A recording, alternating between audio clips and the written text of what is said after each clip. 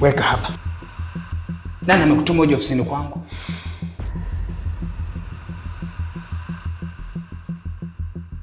Usiniite kahaba. Niite mpenzi. Kumbuka wewe ni handsome. Alafu na mimi msichana mrembo. Kuna ubaya gani kwani tukiwa wapenzi? We binti wewe. Nitakuitia vijana wangu waje kutoe kwa aibu hapa. Utaamini macho yako. Wewe.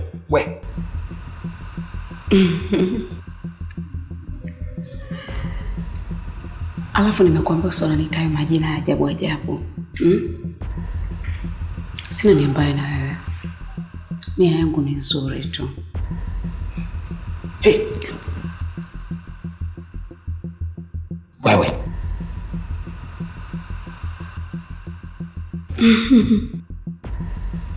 Hey, wewe pepo. Wewe. Toka kwa jina la Yesu Kristo. Naamuru kwa jina la Yesu, toka.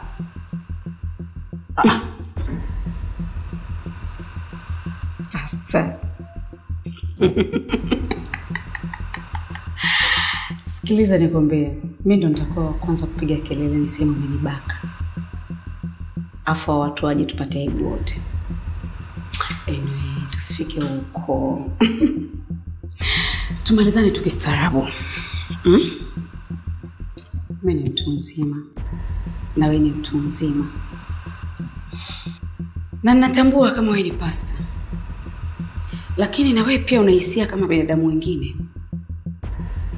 Na kumpenda binti mrembo kama mimi sio dhambi. Nani aliyekwambia sio dhambi? Ni nani aliyekwambia dhambi na utu udogo na utu uzima? Wewe ni pepo. Wewe ni shetani. Toka kwa jina la Yesu Kristo.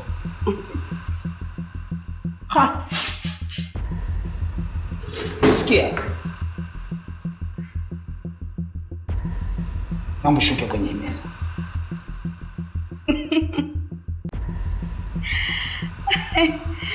Mchungaji.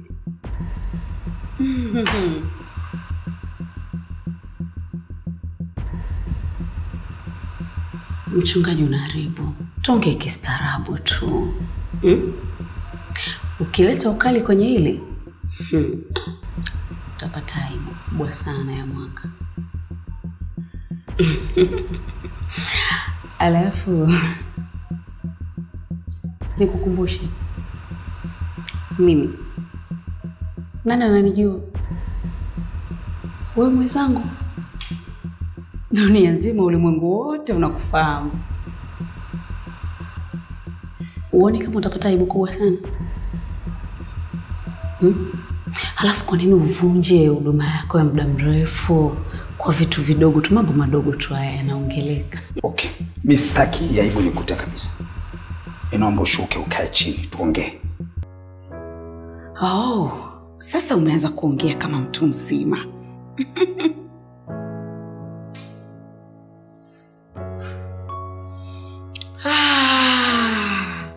Pastor. Haya niambie. Tujadili. Ratiba ikoje? Ratiba ipi? Ratiba na nani? Mimi na wewe tuna ratiba. Mimi na wewe tuna ratiba. Basi naongea kistaarabu sana Unielewe. Nikipanda kwenye hii meza kwa mara ya pili na kuhakikisha sitoshuka hapo juu mpaka waumini wako wanikute hapo juu. Tena nakukumbusha, watanikuta nikiwa utupu, sina nguo hata moja. Mimi sitaki aibu nikute. Sikia, ninaomba uondoke. Tutaongea lakini sio hapa. Naomba uondoke. Sure. Nimesema tutaongea sio hapa. Ukinidanganya, aibu yako ni kubwa sana. Nitahakikisha unapata aibu.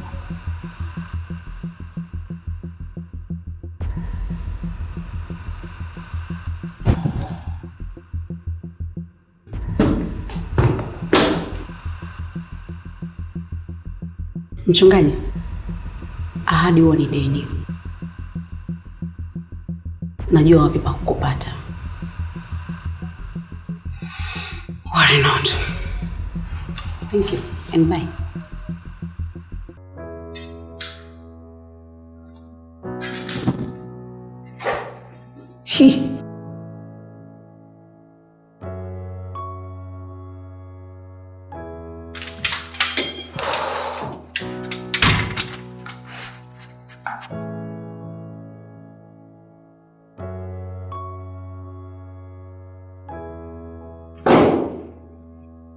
Shalom washindi. Shalom. Bwana Yesu asifiwe. Amen. Okay. Nimewaita hapa kama makundi, wawakilishi wa makundi mbalimbali katika kanisa. Wazee wa kanisa na makundi mengine ya idara katika kanisa.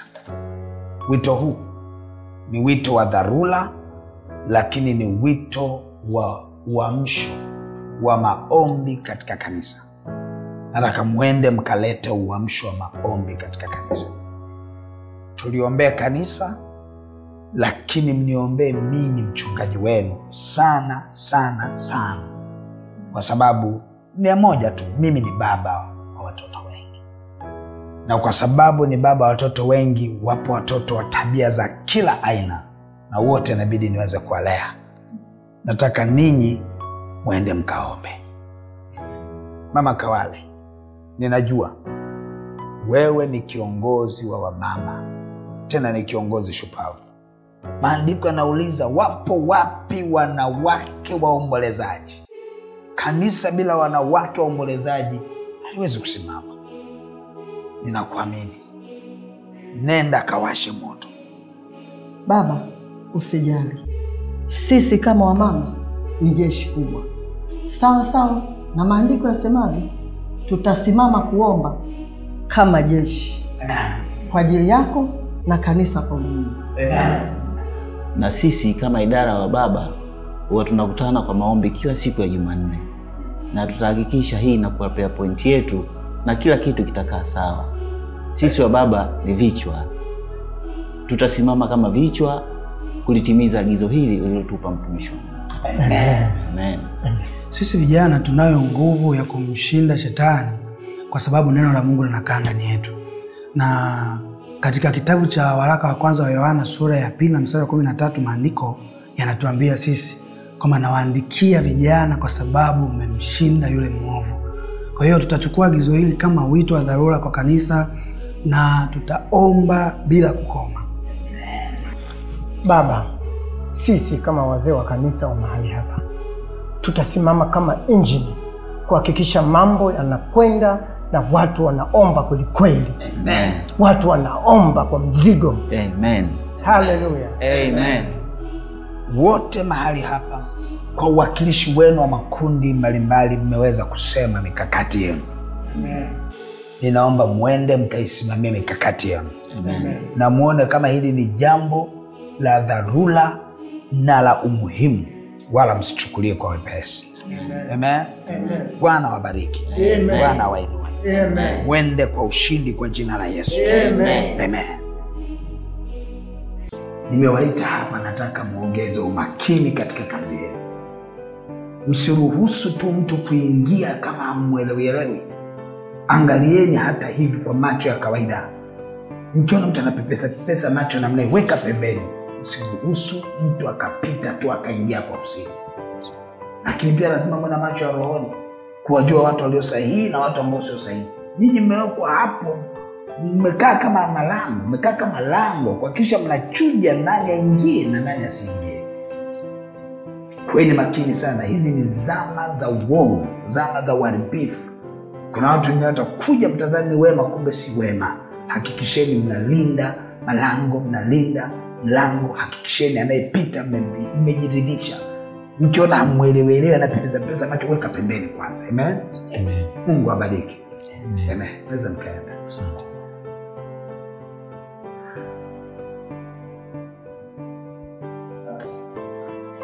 Hii vita ni kubwa sana, lakini Biblia inasema tutamshinda shetani kwa neno la ushuhuda na kwa damu ya mwanakondoo.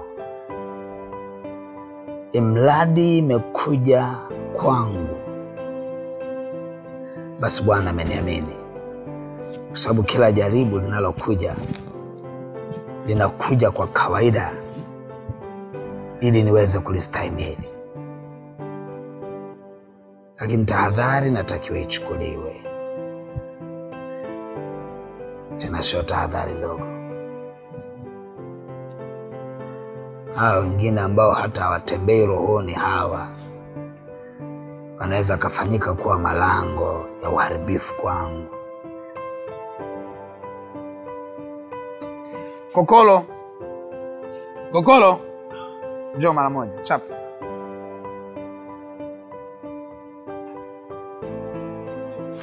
Sikia, kuanzia leo na dakika hii ninayoongea, ndio baba, ni marufuku mtu yoyote kuingia kwenye hilo gate pasipo kukupa ridhaa, idhini ya kwamba huyu aingie ama huyu asiingie. Sawa baba. Isiwe ni mtu ambaye ninamjua ama simjua. Hata kama na mazoea kuja humu ndani, kuanzia leo asiingie mtu yoyote. Sawa baba. Nitafuata maelekezo yako baba. Sitoruhusu mtu yoyote aingie ndani ya hii nyumba pasipo idhini yako baba. Sasa wewe ongea kwa maneno yaliyonyoka kama unaongozwa sala ya toba, halafu dakika 2 tu unasahau. Ndio za kwako hizo. Kokolo, kila siku mimi na wewe tunapambana kwenye kuyasikia, kuyajibu, unarudia maneno nayoyaongea, lakini kuja kuyatekeleza unashangaa umesahau. Sikia nikwambie, sitaki kuongea kama kasuku ambaye anaigiza yale maneno anayoyasikia alafu aende kuyafanya. Nenda katimize wajibu wako. Sawa sawa? Nitafuata maelekezo baba. Nenda. Asante.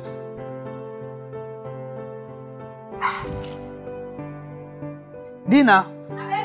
Njoo.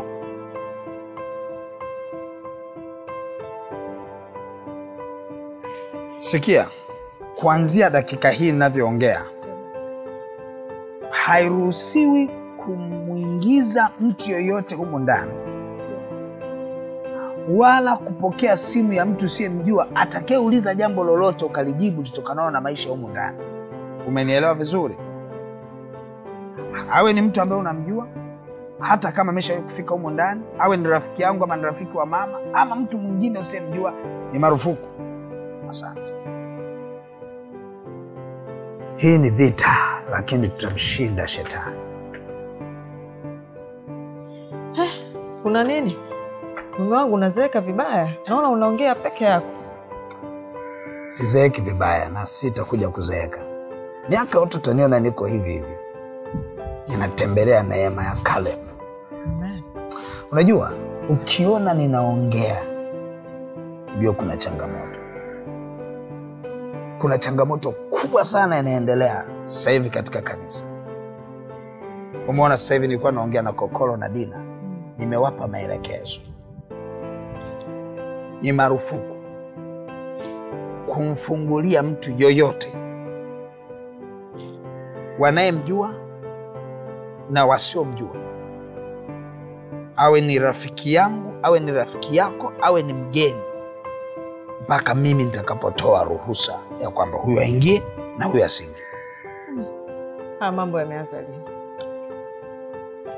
Unajua, changamoto zinavyoongezeka ni lazima tahadhari ziongezeke. Hii ni vita. Unajua, Biblia inasema ya kwamba mchungaji atapigwa na kondoo atasambaratika. Hii tahadhari na hii vita haimuhusu Dina wala haimuhusu Kokolo, wala yamkini sikuhusu wewe, ikanihusu mimi kama mchungaji. Kuna mambo mabaya yametokea na yanaendelea pale kanisani, hayawezi hata kusimulika. Mambo gani?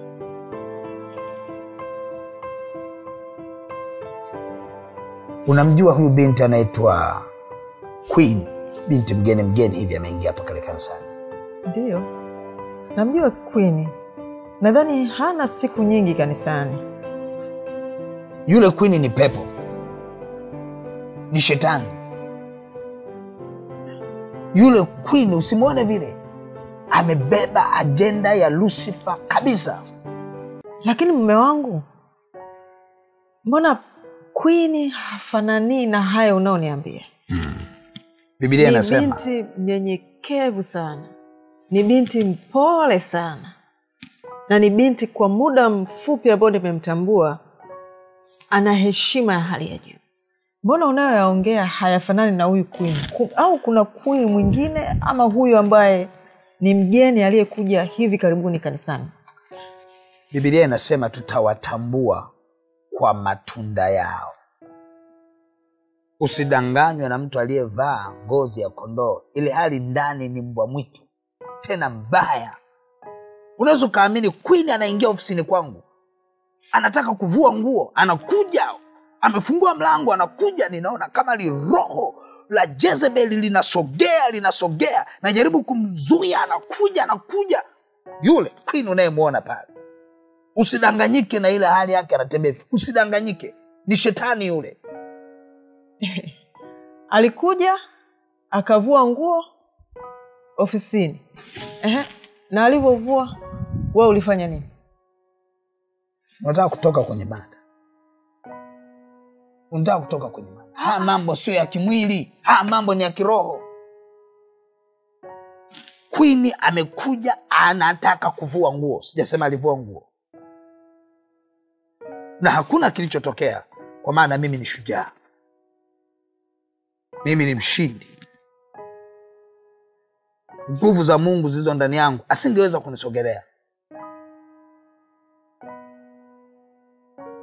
Huyu queen hajanishinda. Biblia inasema tutamshinda shetani kwa damu ya mwana kondoo na kwa neno la ushuhuda. Lipo jina tulilopewa wanadamu tupasalo kuokolewa kwalo. Hilo jina lina nguvu na mamlaka. Jina lenye uweza na nguvu. Lije lishindwe jina la Yesu na queen, nitamshughulikia kwenye maombi. Mume wangu, wakati wewe unamshughulikia kwa maombi, mimi nina namna yangu nzuri ya kumshughulikia. Kwani ni mtoto mdogo sana, hanishindi. Nakushauri usiende kimwili. Wewe endelea na maombi. Mimi nina njia yangu sahihi ya kumshughulikia Queen.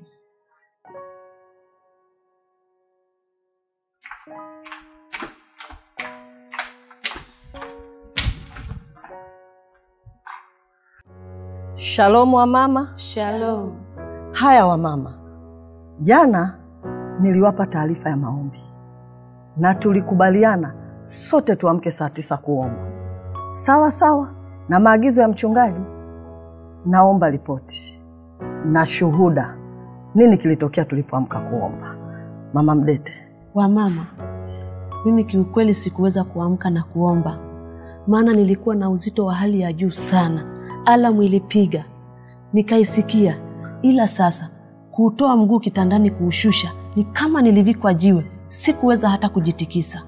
Mimi usema ukweli sijaomba na sina hofu yoyote. Mchungaji na maupako yote yale, kweli sisi tumuombee maombi yetu ambayo ni dhaifu, hayana mbele wala nyuma. Yeye ndio anatakiwa kutuombea sisi, sio sisi tumuombee yeye. Ni kweli, yaani kumwombea mchungaji ni sawa na kuchota maji kwenye kikombe kwenda kuyamwaga baharini. Hapa wa mama mnakosea. Kwani swala la maombi ni la kila mtu, na kila mtu ana wajibu wa kuomba. Sawa? Sisi tunatakiwa kumwombea mchungaji, sababu mchungaji anatuombea yeye. Sema tu nguvu yetu ni ndogo, tumepigwa. Kiukweli mimi nimeshindwa, nimepambana, nimeshindwa. Mnavomwombea mchungaji, mniombe na mimi. Wa mama, hapa tumepigwa. Hapa kuna vita kubwa sana. Kwani mimi leo hata alamu sikusikia. Nimekuja kuamka saa 2 asubuhi. Ila naomba tusikate tamaa. Tusimame thabiti leo. Tuzamilie kuomba.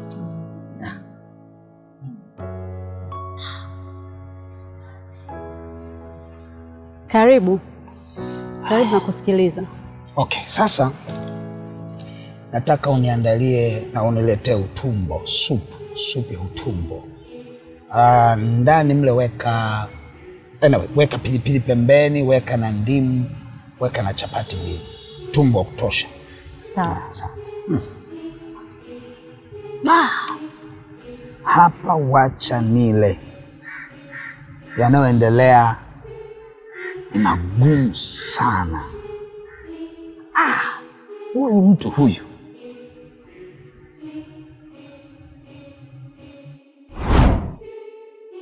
Wewe.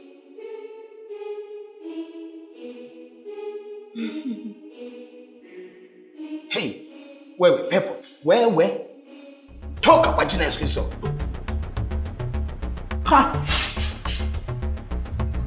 Sikia. Naomba ushuke kwenye meza. Huyu ni shetani mzima mzima. Yaani nisipokaa sawa hapa nimekwisha.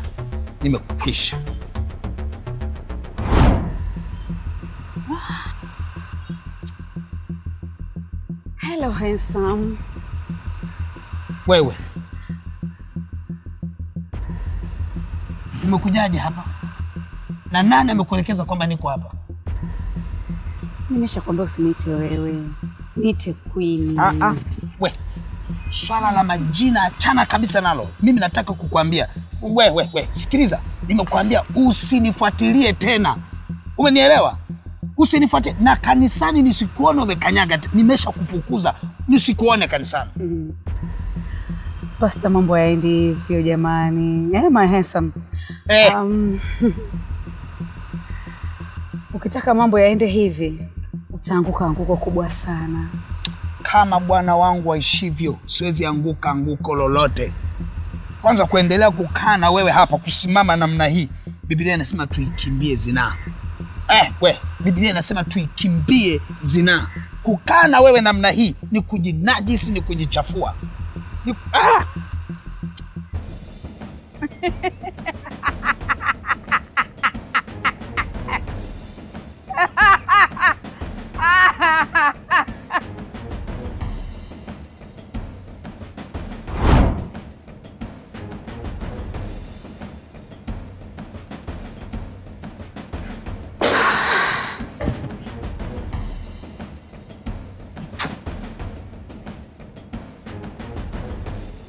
Hakuna silaha itakayofanyika juu yangu itakayofanikiwa kwa jina la Yesu.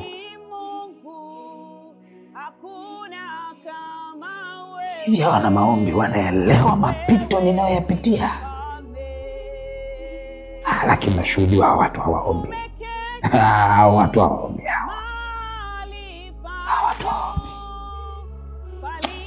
Wacha niongee na hawa wanabendi wanaoimba. Naweza watengeneza hawa wakawa na maombi wazuri ambao wanaweza wakasimama na mimi vipasavyo.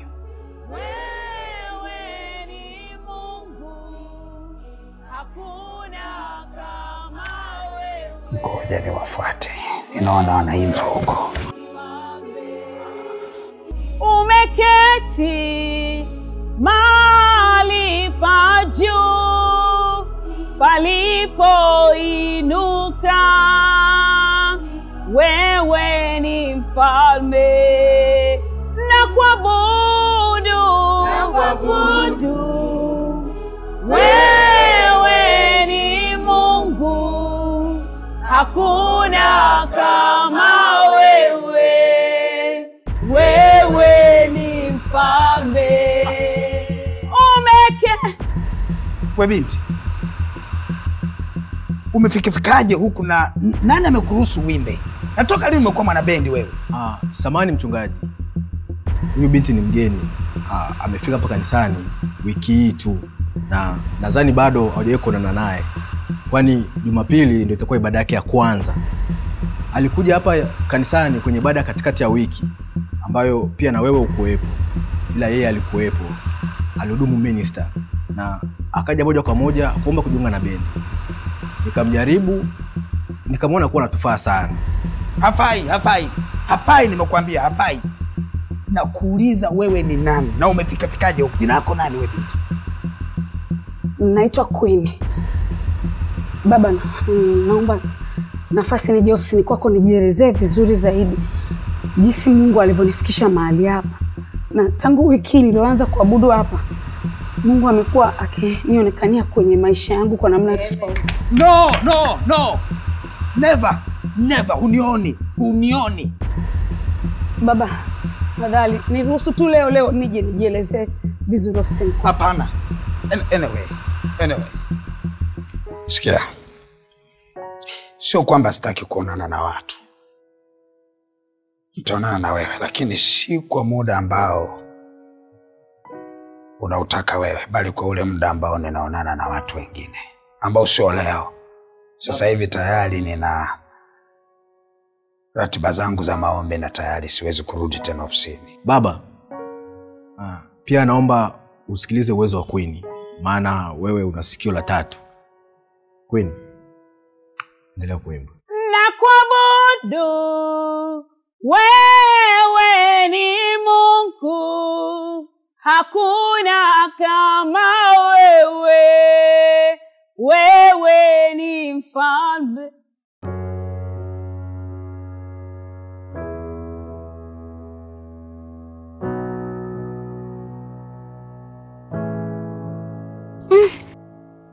Mbona tukio la leo kama silielewi? Au hujaliona hilo? Mwenye sili. Maana naona mchungaji anawaka na pasipo sababu. Sio pasta anayemjua. Kwani muda wote huwa ni mkalimu sana. Na huwa yuko tayari kutoa huduma kwa wakati wowote unaofaa na usiofaa. Lakini leo naona kawa mbogo. Tena kwa mgeni. Tena nashangaa. Hajafurahi kabisa kuna tumepata mwimbaji wa sauti ya kwanza. Na wakati anajua ndio uhitaji wetu wa muda mrefu. Mambo mengine tu yaache tu, maana unajaribu kusoma kinachoendelea na unakuwa hujui. Ila katika yote mgeni wetu ni mrembo kama alivyo jina lake Queen. Wewe tena.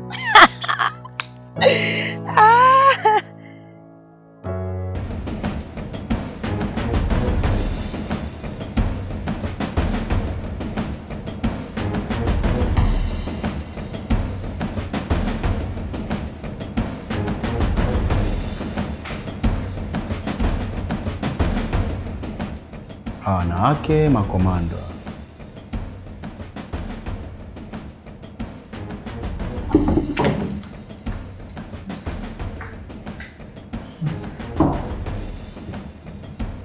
Nataka tuikomeshe hii tabia mbaya kanisani. Queen ni mtoto mdogo sana. Hawezi kutushinda na sisi ni jeshi. Mama, usiwe na wasiwasi. Hatutakuangusha. Akithubutu kufika hapa, amekwisha. Amefika wapi? Tulishampigia. Muda sio mrefu atakuwa hapa. Sawa.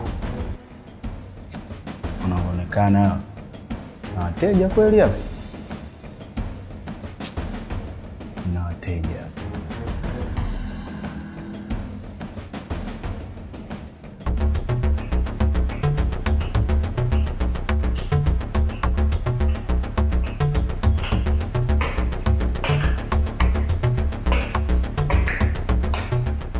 Shalom mama.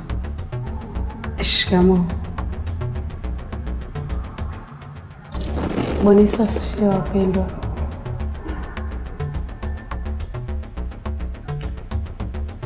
Hivi wewe umekuja kanisani kwetu kuabudu ama kuleta uzinzi? Mama, mbona sielewi unazungumzia kuhusu nini? Wewe. Usijitoe ufahamu, sawa? Leo hii lazima unyoshe maelezo. Sikiliza. Uondoke hapa mpaka kieleweke. Ulidhani hili ni jalala? Hapa ni kanisani. Mama, mimi naitwa Queen. Hata wiki sina kanisani kwenu. Au mmenifananisha? Sielewi mnaongelea kuhusu nini? Hebu acha kujitoa ufahamu. Unadhani sisi wote hapa ni wajinga? Unadhani hatujui yote yanayoendelea ndani ya kanisa? Unadhani mimi sifahamu yote uliyofanya katika ofisi ya mchungaji? Haya. Vua nguo sasa. Kama ulivyofanya kwa mchungaji, vua nguo sasa. Kumbe mnataka shari. Asa mbona dozi nilompatia pasta ni kubwa sana kwenu? Ni hamuiwezi. Ni labda niwape dozi na wafanye.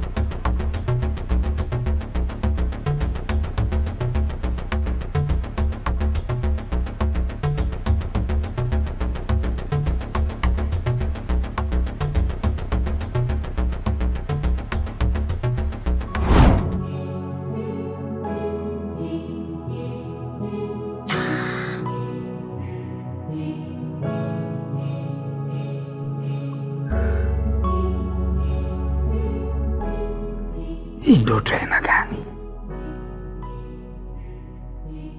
Hivi kwa nini shetani amening'ang'ania namna hii? Hivi wana maombi wako wapi? Hivi mimi naona maombi kweli mimi hapa?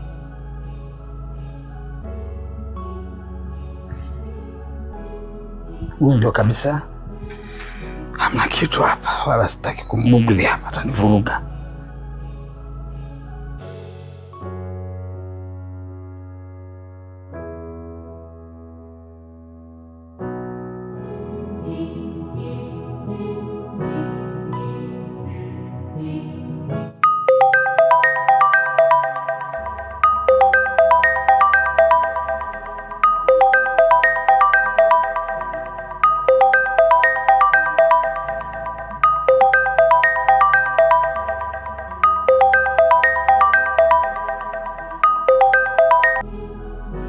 Halo mchungaji. Bwana Yesu asifiwe baba. Amen. Umelala ama umeamka? Nimeshaamka mchungaji. Hapa nilipo na shusha moto wa maombi. Yaani hakuna mkuu anga atakayekatisha hapa kwangu, wala kwa kanisa, wala kwako mchungaji na familia yako. Amen. Naomba uombe sana. Vita ni kubwa sana kwa kanisa. Lakini tunajipa moyo. Sisi ni washindi kama Yesu alivyomshindi. Haleluya baba, tutashinda. Tutashinda. Amen. Amen. Amina baba. Baba na sasa hivi saa ngapi anapiga simu? Kijana wale kidogo. Huyu atoshi. Huyu atoshi. Wacha nipige kwa mwingine.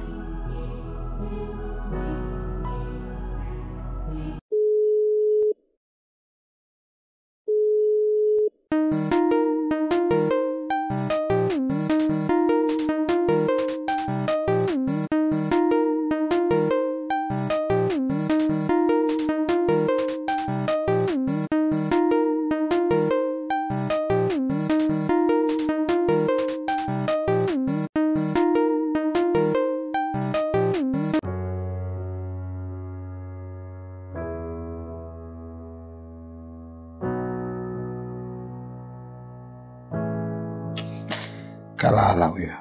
Hapa na muombaji hapa.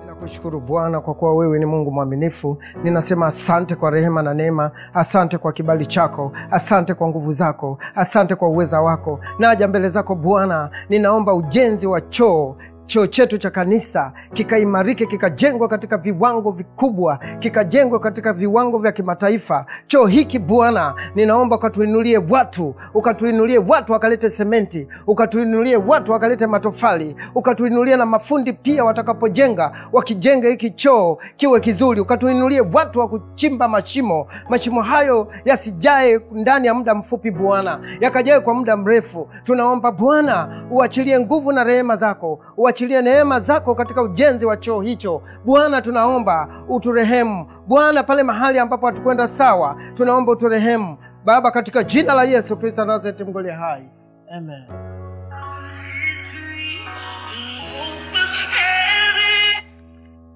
Halo mzee Masalo, Bwana Yesu asifiwe. Milele amina. Habari za uzima baba? Amina. Ndiyo baba, naomba unipe maelekezo. Uenda umeona maono makubwa, naomba unipe, niko tayari kuyafanya. Unaomba? Ndiyo baba, nimeamka kuomba. Nilikuwa nikiombea choo yetu ya hapa kanisani, lakini kila nilipokuwa nikijaribu kuomba, Mungu amenipa mzigo mzito wa kuombea choo. Kila nilipojaribu kuombea jambo lingine, Mungu ananirudisha chooni. Ninajua Bwana ameniamini kuwa hili nitaliweza baba. Amen. Mungu aendelee kukupigania. Amen. Amen. Aliye macho anaombea vitu vingine. Katika vita kama hii anaombea choo, jenzi wa vyoo. Wenye wanaweza kuomba hawaamki. Wacha nimcheki Jackson. Huyu ni mashine ya maombi.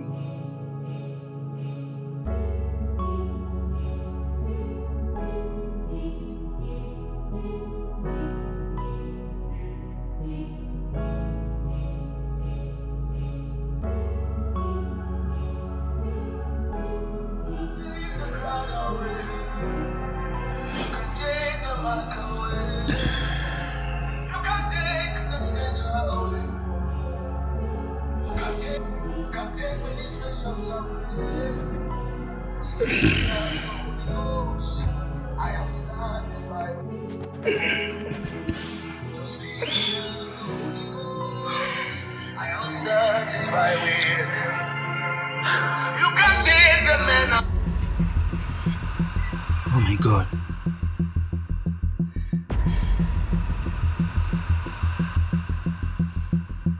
Nilijua tu mchungaji ataniona katika roho wa roho. Come on. Nani anapiga? Mchungaji amepiga simu. Na si kawaida yake kabisa kupiga simu usiku wa manane. I told you. Kwa mambo tuyaache. Unaona sasa? Hapa leo tunaondoka. Sasa usipokee hiyo simu. Hata siku moja siwezi kufanya hivyo. Hata siku moja siwezi kupokea simu. Lakini moyo wangu unalipuka balaa. Nahisi kabisa ameshatuona. Ninavyomjua pastor, hapa hakuna la kumficha. Tukalisalimisha tu. No. Kujisalimisha hapana. Twende mbele za Mungu kwa toba. Na tukidhamiria kabisa kutokurudia tena haya mambo. Mimi najua Mungu akiturehemu, yeye atasema na mtumishi wake. Yes. Good idea. Tumetoba. Yesu. Mungu, tunakuja mbele zako, tunaomba rehema. Naomba utuoshe kwa damu yako ya thamani. Naomba tutakase Bwana. Ni kweli tumekutenda dhambi. Ni kweli Bwana tumekukosea. Tumefanya dhambi ya uzinzi Bwana. Yesu.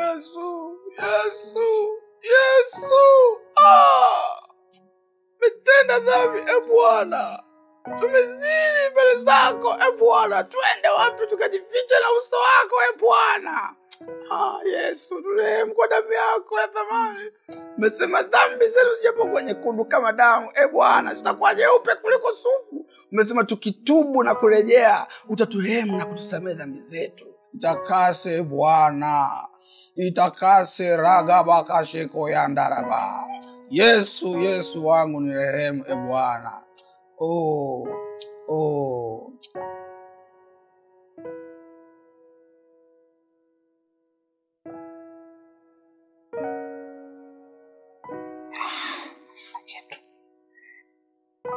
Hapa hamna mtu hata mmoja.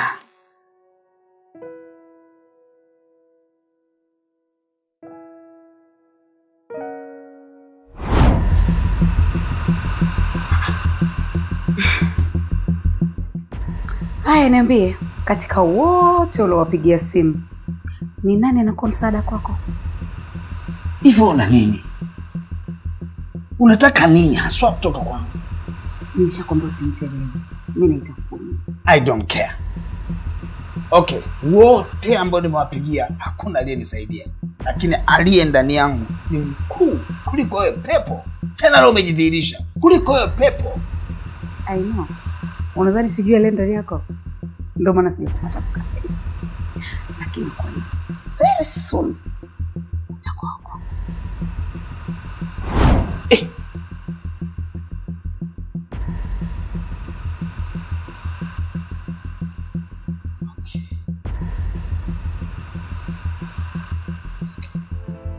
Niliita wito wa dharura wa maombi, lakini sidhani kama mliomba kwa mzigo kama vile ambavyo nilitarajia. Mchungaji, naomba utusamehe tu. Kama mimi naomba nikiri, sijawahi kuamka kuomba. Kwani nikiona nguvu za Mungu zilizoko ndani yako, najiuliza kwa nini nijisumbue kuamka kuomba? Hakika kwa hilo ni kweli mzee Shongo, na tunatembea kifua mbele, maana tunaye Baba mwenye nguvu za Mungu, na tunashuhudia ukiwasiliana moja kwa moja na Mungu. Na tena unataka sisi tuombe? Kwani vita? Ninaelewa mnachokiongea na mna haki ya kuongea hivyo, lakini si hivyo. Mungu ana kanuni zake, na moja ya kanuni ya Mungu anataka watu waombe. Kuanzia mtu mmoja mmoja katika kanisa Mungu anataka aombe. Lakini makundi mbalimbali kwenye kanisa Mungu anataka yaombe. Lakini kanisa zima Mungu anataka liombe. Na tunahitaji uamsho katika kanisa. Uamsho ni hali ambayo Mungu anaiweka ndani ya mtu kupitia Roho yake Mtakatifu. Kwa ni kitu kinachozaliwa ndani ya mtu mmoja mmoja katika kanisa au kundi fulani au makundi katika makanisa, kama hivi tulivyo na idara mbalimbali.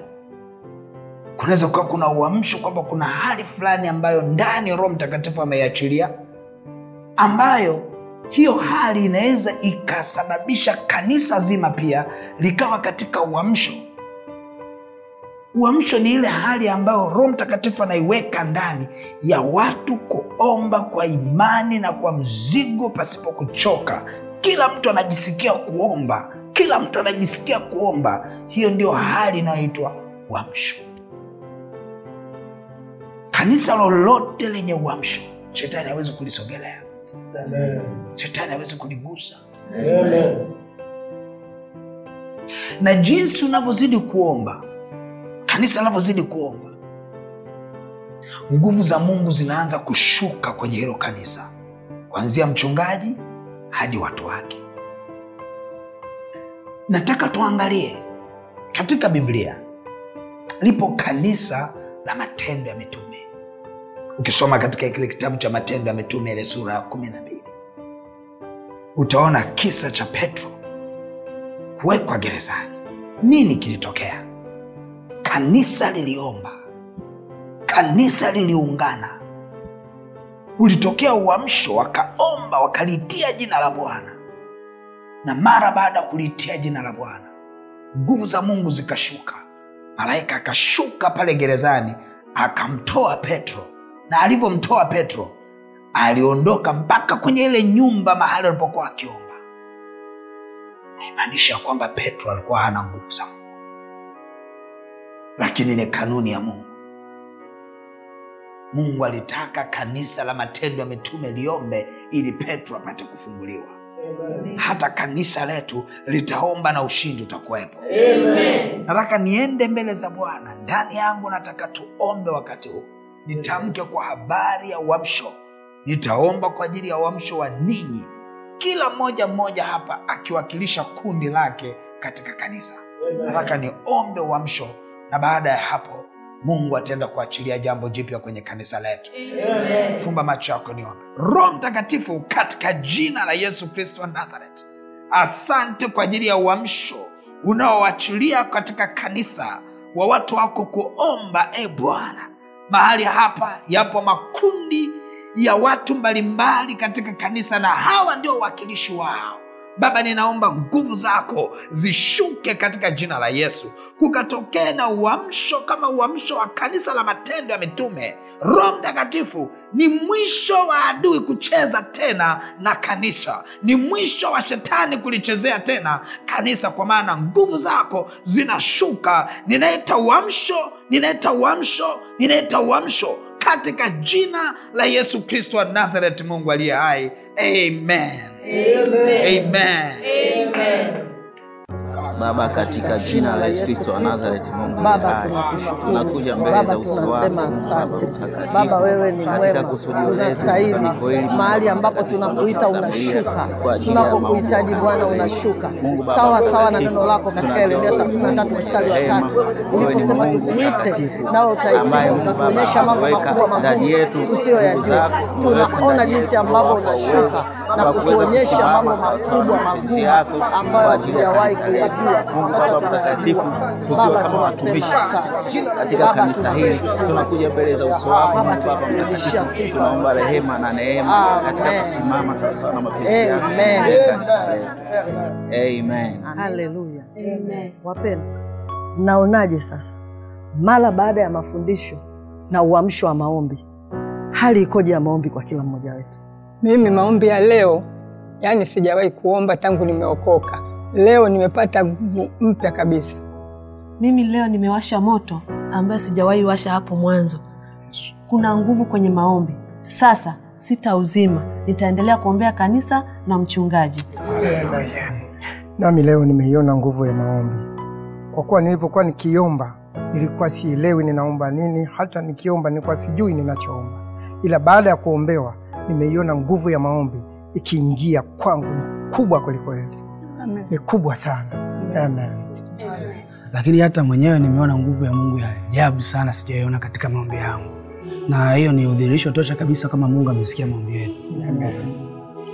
Mimi nadhani maombi haya tuwe na muendelezo nayo. Amen. Kwa maana mchungaji alishawahi kutufundisha kwa habari ya nguvu ya muendelezo. Amen. Haleluya. Amen. Mungu awabariki sana. Amen. Baba mtakatifu, katika jina la Yesu Kristo wa Nazareth, Mungu aliye hai, asante kwa neema yako kubwa kwa ajili ya uamsho wa kanisa. Asante kwa vile ambavyo umeweka shauku ya ndani ya watu wako kuliitia jina lako, ya watu wako kuomba, ya watu wako kubarikiwa, katika jina la Yesu Kristo wa Nazareth, Mungu aliye hai. Baba, asante kwa neema yako na rehema zako. Asante kwa kibali chako. Asante kwa nguvu zako. Asante kwa mkono wako. Ni katika jina la Yesu Kristo wa Nazareth, Mungu aliye hai. Baba, tunakushukuru. Kwa nini mnaomba? Nauliza, kwa nini kanisa lako linaomba? Kwa nini watu wako wanaomba? Wewe utalifuatilia kanisa mpaka lini? Nauliza, utalifuatilia mimi mpaka lini? Toka kwa jina la Yesu Kristo. Toka kwa jina la Yesu Kristo. Subiri. Acha kwanza bwana, nisikilize naungua. Hautasimama tena. Acha kwanza. Acha nikwambie. Acha niseme tafadhali, naomba nisikilize.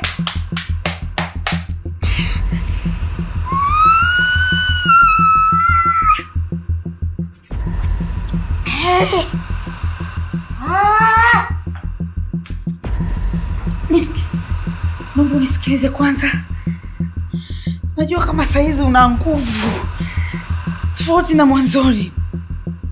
Najua kabisa kanisa limesimama saizi linaomba kwa ajili yako.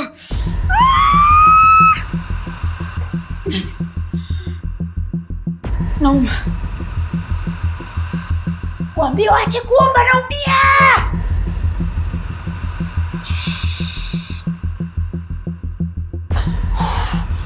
Mimi sio kweli. Wewe ni nani? Mimi ni pepo kutoka baharini. Nilitumwa na mkuu wa anga kuja kuliangusha kanisa lako. Jambo ambalo nilienda kufanikiwa,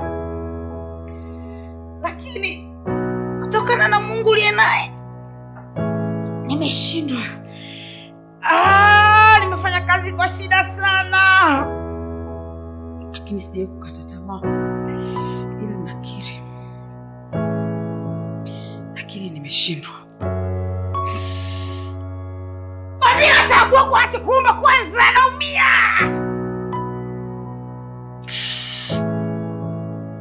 Tangu ulipo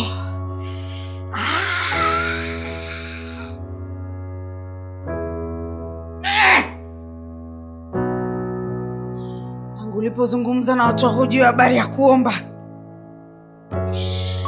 na ukaongea nao wafundisha kwenye uamsho na wenyewe wamepokea,